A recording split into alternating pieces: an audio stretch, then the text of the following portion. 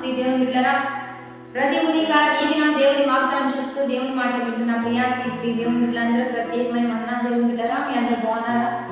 ప్రతి ఉదయకాలం ఈ దినం దేవుని వాగ్దానం చూస్తూ ఎంతో జీవించబడుతున్నారు కదా దేవుని బిడ్డలారా. ప్రతి ఉదయకాలం దేవుడే వచ్చి మాట్లాడుతూ, దేవుడే ధైర్యపరుస్తూ, దేవుడే ఒక నెమ్మది కలిగిన వాక్కునిస్తూ మనల్ని ఎంతగానో నెమ్మది పరుస్తుంది కదా. ఈ దినం కూడా దేవుడు మనతో ఏం మాట్లాడుతున్నాడు చూద్దాం. పరిశుద్ధ లేఖన గ్రంథంలో నుంచి 119వ దావీదు కీర్తన మొదటి 2 వచనాలు చదువుకుందాం. యెహోవా ధర్మశాస్త్రం అనుసరించి నిర్దోషంగా నడుచుకుని వారు ధన్యులు.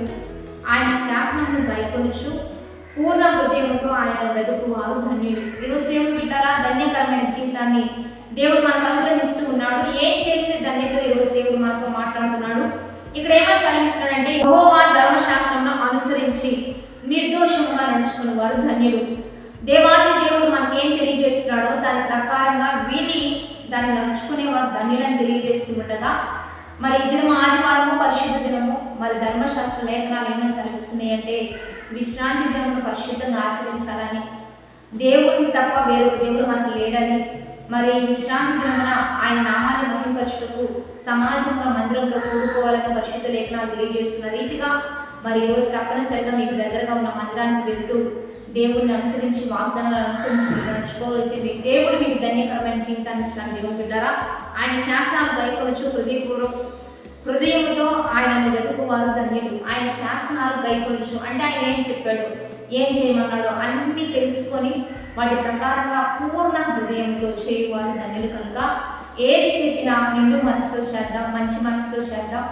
ఎందుకంటే ధన్యత ఇచ్చేది ఆయనే, ఆశీర్వదించేది ఆయనే, సమస్తం సమకూర్చేది ఆయనే, సమస్తం కలిగించేది ఆయనే. కనుక ఆయన చెప్పినట్టు వింటూ ఆయన బాటలో నడుస్తూ ఆయన వల్ల మనం ముందుకు కొనసాగుతూ ఉండగా దేవుడు ఏ ఆశీర్వాదాన్ని కలిగి ఉన్నాడో అదే ఆశీర్వాదాన్ని మనకి ఇస్తే మనం నాణ్యతతో ఉండగా ఈ దిన వాగ్దానాన్ని బట్టి ప్రార్థన చేద్దాం. పరిశుద్ధుడా, మహోన్నతుడా, గొప్ప దేవ, ఈ దినం మీరు పంపిస్తున్న బలమైన వాక్యోచన బట్టి నీకు మహిమ.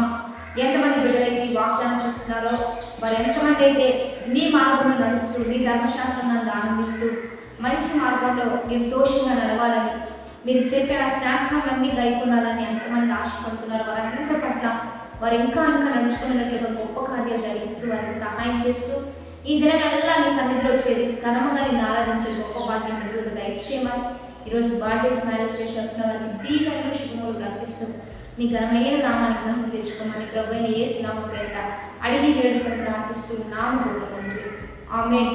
కాబట్టి మంచిగా లైక్ చేయండి, షేర్ చేయండి, 10-20 మంది పంపిస్తూ ఉండండి. దేవుని బిడ్డలారా, అనేకులు బలపరచండి. మరి ఈ దినం ప్రత్యేకంగా 26వ ఉపవాస ఆరాధన మీరందరూ కలుసుకోవచ్చు. లైవ్ ఇస్తున్నాము. మాస్టర్ యెహోషువ JPM 6 అనేటువంటి యూట్యూబ్ ఛానల్ ఉంది.